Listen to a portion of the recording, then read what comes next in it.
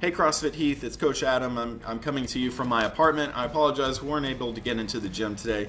So I'm just going to talk you through Wednesday's workout. So before I get started, just wanted to make sure everybody knows that on our gym YouTube channel, I also have, in addition to our daily WODs, I've been putting up tutorial videos on Olympic lifts, workouts that you can do with odd objects, gymnastics, my sprint work that I do at the track. I've been throwing up as many videos as I have time to make, and I'm going to be throwing up a lot more. You can find those under the yellow icons. It's called OTP, that stands for on the platform, and that's just kind of my side series for additional accessory work and kind of coaching on those core Olympic lifts that you can access and get some extra work in. Especially if you have a barbell at home. So let's jump into today's workout, Wednesday, April 22nd. So we're going to start off on the warm-up. You've got 2 sets of 3 different movements. Okay. In the first segment, you're going to do 30 seconds of work, 15 seconds of rest for 3 different things. You're going to start off with air squats, and then you're going to move to backpack front squats, and then backpack push press. So on the air squats, remember, if you're struggling with depth and keeping the proper torso angle on those air squats, hold on to those elbows, okay, all the way through the front squat. If you're really struggling, find a doorway or a post or something and hold on to that post and squat to the post, okay? So you'll do that for 30 seconds, you'll give yourself 15 seconds of rest, and then you'll move on to a backpack front squat. Now on the backpack front squat, this can be any weighted object that you can hold in a pseudo front rack position and give us a good squat. It could be a milk jug, it could be your child, anything that you can hold in a good front rack position, or kind of a bear hug, something that you can keep your torso and elbows upright and give us a good squat on. Okay, 15 seconds of rest, and then 30 seconds of backpack push press. And again, that's some light to medium weight object that you can dip and drive through. Arms straight, bicep to ear, head through, okay, all the way up. You'll go through that one more time, and then you're going to go directly into 3 different movements. Again, 30 seconds of work, 15 seconds of rest. So that first movement is going to be the Russian twist. Russian twist, you're seated on your butt, and you're going to keep your feet off of the ground, and you're going to rotate your core. Okay. You don't have to use an object here. You can just use your hands. That's plenty of resistance. But if you want to throw in a light object, that's fine. 30 seconds of continuous work, 15 seconds of rest, and then 30 seconds of sit-ups. Now on the sit-up, remember that we are coaching tall torso all the way through. Okay. So when you go back, you touch behind you and you sit up, you want to keep that tummy tight and you want to keep that torso tall all the way through. We don't want to see that spine curve, right? Anywhere through the sit-up, right? All the way through the sit-up, from the negative to the positive, we want to see that spine straight. So focus, you're going to have a lot of sit-up work today. Focus on keeping that tummy tight, that torso tall all the way through the movement, whether you got a weight or not. Okay. After your sit-ups, 15 seconds of rest, and then 30 seconds of backpack sit-ups or weighted sit-ups. So if you got a wall ball or any light object, you can throw it behind your head, and then you're going to come up and touch in front of you. Just be careful if you're using an odd object. Be careful, be mindful. You don't want to drop it on your face. So you're really going to feel the resistance as you go back. You're going to have to control that object behind you, and then obviously control it in front of you. If you've got a wall ball, you can control it and then roll it down your tummy as you come up, so it's a little bit easier. But if you're using an odd object, just be careful. Okay. After your warm up, we're going to jump into a 15-minute EMOM. Okay. On this EMOM, you've got 2 movements, and every 3rd minute you get a minute of rest. All right. Now, the main Metcon, minute 1, you're going to do max wall balls. Okay. Minute 2, you're going to do max med ball sit-ups, and then again, like I said, minute 3 is rest. Now, even though it says max, right, what we want to do on this workout is approach it so that rounds 1 and 2 are consistent with rounds 3, 4, and 5. We do not want to see a steep decline in this workout. If you see a steep decline, you did the workout wrong. Okay, you came out way too hot.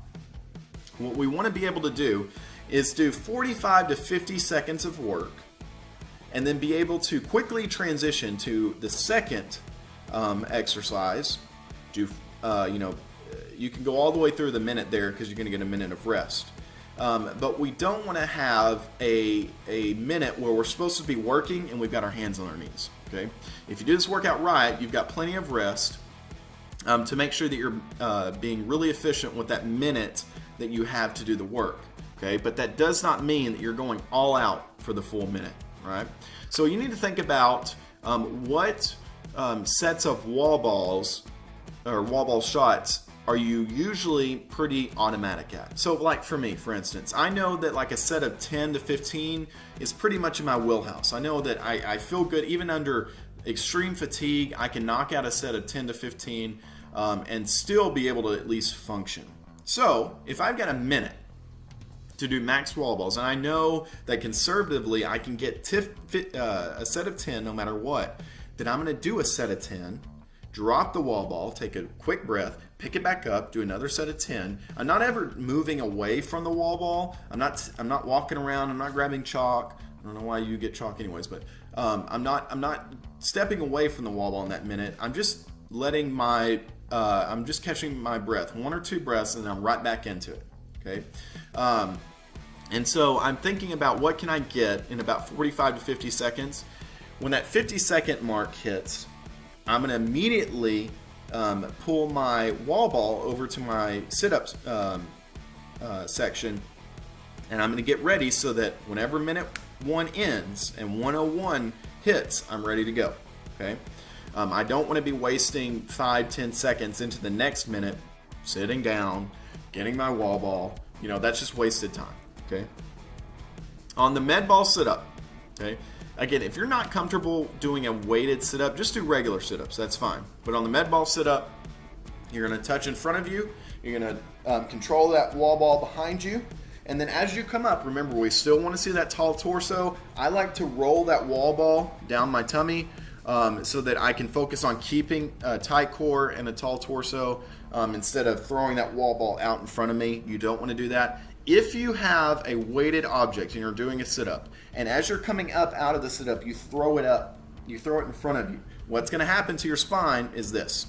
You're going to round your back. Okay, so that's not what you want to do. As you come up, just roll it down your stomach so that you can keep a tall torso. Okay, and then of course, minute 3 is your rest. After that minute of rest, round 2 will begin. You'll go back to max wall ball shots. This will be minute 5 now, will be max med ball sit-ups, and then minute 6 will be your second round of rest. So you'll basically do this for 5 rounds, okay? If you don't have a wall ball, we're going to modify that workout for your at-home workout. It'll still be a 15-minute EMOM. Minute 1 will now be max backpack thrusters or weighted thrusters. Again, this can be any object. But what we're looking at here is a good front squat, push press. Front squat, push press, okay? And then backpack sit-ups. So again, that's just a weighted sit-up. All right. When you finish, there is a recovery session. You will see on Wodify it says 5 minutes of flow yoga. What that means is, or what they're referring to is vinyasa yoga. Vinyasa yoga is essentially stringing multiple movements together. So it's a more dynamic form of yoga, and it's much more approachable for beginners. Keep holding particular yoga poses for 1, 2, 3 minutes at a time can be very intense for people that are built like me, especially like a concrete block. So Vinyasa yoga moves you through certain positions more dynamically, so it's not as intense, but it's great stretching, especially after you have done a workout and your muscles are warm and you're sweaty. So please, after you finish today's work, it's midweek, there's a lot of stress going on, please spend some time at least stretching, right? But on YouTube, on the internet, there are millions of free yoga resources. All you have to do is get on YouTube, type in Vinyasa Flow, or Vinyasa Yoga, and there will be thousands of free videos. Just spend 5 to 10 minutes, pick one that looks good, and work your way through it. You don't need a mat. You can literally just do it in your living room, on the carpet, in the backyard, in the grass, wherever. It doesn't matter. I myself try to do at least 1 to 2 sessions of yoga per week. Most of the time I just do them before bed, but just for my body, I know I need to spend time stretching. Your muscles need to be elongated, they need to be lengthened, and the prime time to do that is right after a workout. Okay, that's when they're hot. That's when it's like dough.